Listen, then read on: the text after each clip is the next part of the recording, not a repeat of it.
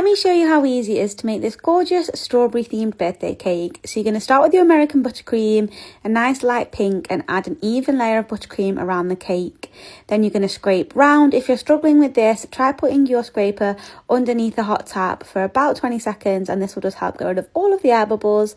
Then you're going to go around and scrape off all of the excess icing because you can use this later. So this is a 125, but like a squiggly version. I will try and find out the number for you and put it in the caption. But you want to go around and add a border of this, just moving the nozzle up and down as you go, and leave a little bit of space between you and the cake. And you're going to do the same around the top. It's nice to just leave that little border edge on the bottom so that when you add your next bit of piping, it doesn't cover it up. This is an 8B, a large star tip, and I've just used Sugar Flare Extra Red to create this very, very vibrant red colour. Sometimes people say it can be difficult to make red. You do need to add a little bit more than you think. You can also put it in the fridge to let it brighten, and also the microwave.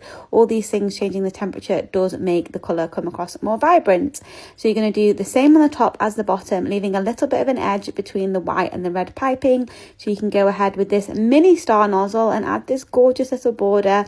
I go around in opposite motions with this. This one can be difficult to do at the start, but just take your time and add it around between the red and the white. Then you're going to want to mirror this at the bottom, again going in opposite motions on top of the red piping.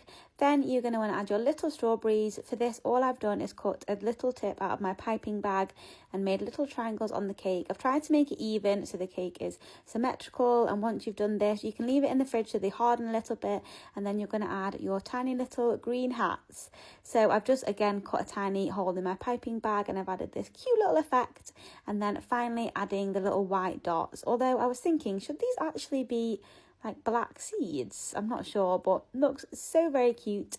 I finally added some bows. These are just like patchwork type 10mm from Amazon. I just buy the ribbon and then make the bows myself. I stick them onto the cake while the buttercream is still wet so they hold nice and firm.